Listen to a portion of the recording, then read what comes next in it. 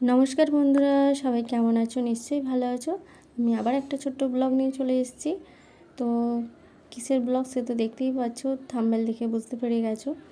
তো আজকে মকর সংক্রান্তি, তো তার জন্য একটু পিঠে বানাবো। তো সেটাই তোমাদের সাথে একটু শেয়ার করছি। দুরকমভাবে বানিয়েছিলাম পুলি পিঠেটা, একটু ফুলকপির তরকারি করেছিলাম আর নারকেল দিয়ে বানিয়েছিলাম। তো সেটাই তোমাদের সাথে শেয়ার করব। ভিডিওটা এন্ড পর্যন্ত দেখতে থাকো কেমন করে বানালাম। আমি পিঠের জন্য ফুলকপির সবজি বানাবো। তো ফুলকপির সবজিটা বানাবো হচ্ছে শুকনো শুকনো করে। তার জন্য ফুলকপিটা ছোট ছোট করে কেটে নিয়েছি, আর এখানে ছোট ছোট করে আলু কেটে নিয়েছি, আর এখানে কড়াইশুঁটি নিয়েছি। তো নিরামিষ সবজি বানাবো শুকনো করে, আর সেটাই তোমাদের সাথে একটু শেয়ার করছি। তো প্রথমে দেখতে পেলে আলুটা ভেজে নিচ্ছি হালকা করে, ব্রাউন কালার হয়ে গেলে আমি তুলে নেব। সব সবজিগুলো আগে ফ্রাই করে নেব, তারপর মশলা দিয়ে কষে জল না দিয়ে হালকা হালকা করে চাপা দিয়ে সবজিটা করব। তো দেখতে থাকো। আলুগুলো ভাজা ভাজা করে নিয়েছি, হালকা হালকা ব্রাউন কালার হলে আলুগুলো তুলে নেব, কারণ পুরো অনেকটা ভাজা ভাজা করে নিলে কি সেদ্ধ হয়েই থাকবে প্রায়, শুধু একটু কষে শুকনো শুকনো করে তরকারিটা করব। আলুটা একবার এরকম খুন্তি দিয়ে দেখে নিলে কি বোঝা যাবে যে সেদ্ধ হয়ে গেছে। তো আমি আলুটা এবার তুলে নেব, দিয়ে ফুলকপিটা ফ্রাই করব। আমি তো আলুটা ফ্রাই করেছিলাম, তো ওই তেলটাতেই আমি ফুলকপিটা ফ্রাই করে নেব। এরকম করে হালকা হালকা ফ্রাই করে নেব, মানে সেদ্ধ হওয়ার মতো।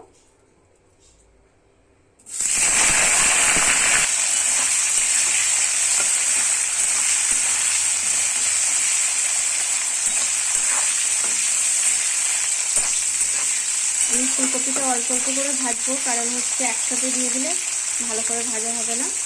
তো ভালো করে একটু লাল লাল করে ভেজে নেব।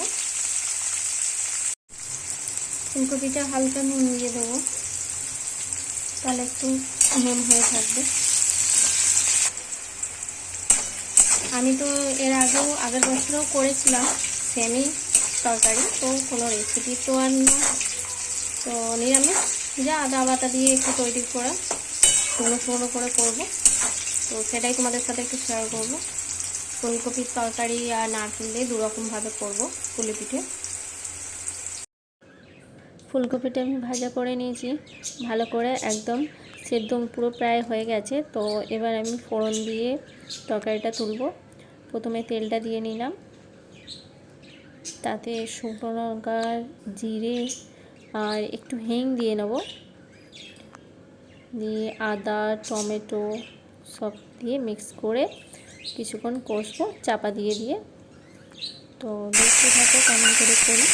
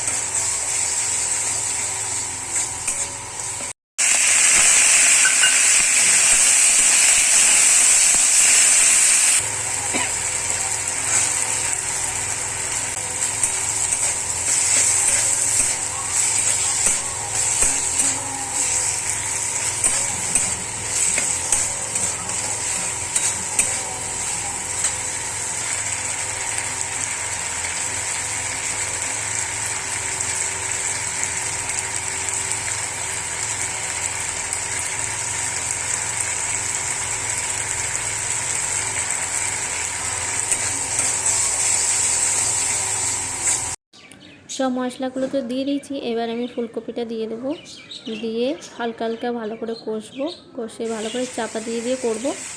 বেশি জল দেবো না, একটু হালকা ছড়ার মতো জলটা দেবো, দিয়ে আস্তে আস্তে ভাপেতেই সবজিটা হবে। তো ভাজিটা শুকনো শুকনো থাকলে বেশ ভালো লাগে, তো আমার তো ভালো লাগে। কার কার ভালো লাগে একটু কমেন্টস করে বলো। তো ফুলকপির সবজি পিঠে খেতে, নারকেলের পিঠে তো ভালোই লাগে, কিন্তু ফুলকপির সবজির পিঠেটাও ভালো লাগে। শীতের সবজি, তো দারুণ লাগে আমার। তোমাদের কেমন লাগে একটু কমেন্টস করে বলো। আর সবজিটা প্রায় হয়ে এসছে। একটু হালকা ঘেঁটে গেছে, কারণ হচ্ছে সবজিটা অনেকটাই চাপা দিয়ে দিয়ে অনেকটা টাইম করছিলাম, তো তাই জন্য একটু ঘেঁটে গেছে। তো লাস্টে ধনে পাতা আর একটু হালকা গরম মশলা দিয়ে দিয়েছিলাম। তো পিঠেটা আমি বানানো পর্যন্ত শেষ পর্যন্ত দেখতে থাকো।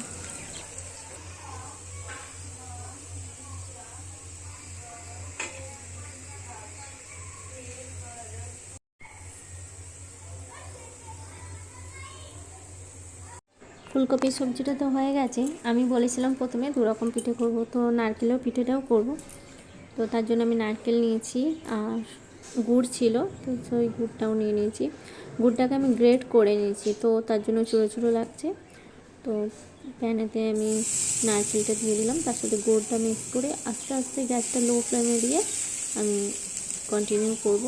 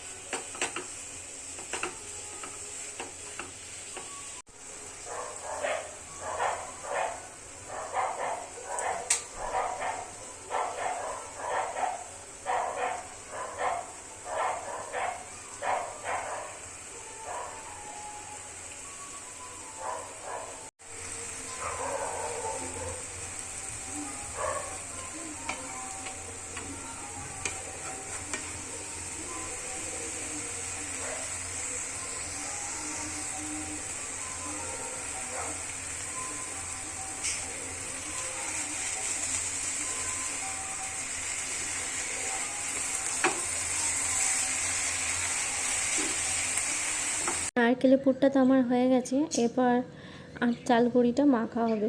তো আমি গরম জল করে নিয়েছি। তো আমি ক্যামেরাটা ধরছি বলে আমার বরকে বললাম তুমি একটু মেখে দাও ভালো করে। দুজনে মিলেই করি, কারণ পুলি পিঠেটা আমি নিজে একা একা করি না, কারণ মোড়ার সময়টা একটু ঝামেলাই আছে। তো আমি ঠিক মতো পারি না, মোটামুটি পারি, তো সেটাই তোমাদের সাথে একটু শেয়ার করছি। আমার বরকে বললাম একটু মেখে দাও তো ভালো করে, তাই জন্য গরম জল করে নিয়ে এসেছি। গরম জলটা দিয়ে মিক্স করে মাখা হবে। তো মাখছে, আমি সেটাই ক্লিপটা তুললাম।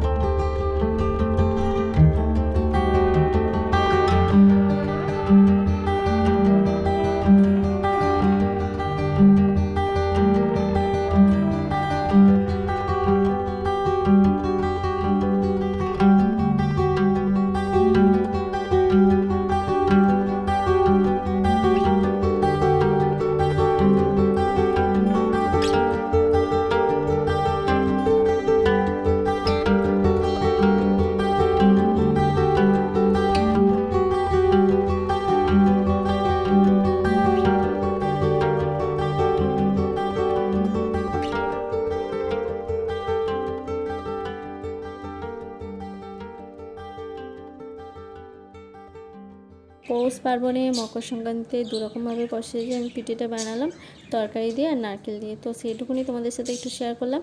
যদি ভিডিওটা ভালো লেগে থাকে লাইক কমেন্ট শেয়ার করো একটু। আর ভিডিওটা আজকের মতো আমি এখানেই শেষ করছি। দেখা হবে নেক্সট ভিডিওতে। নমস্কার।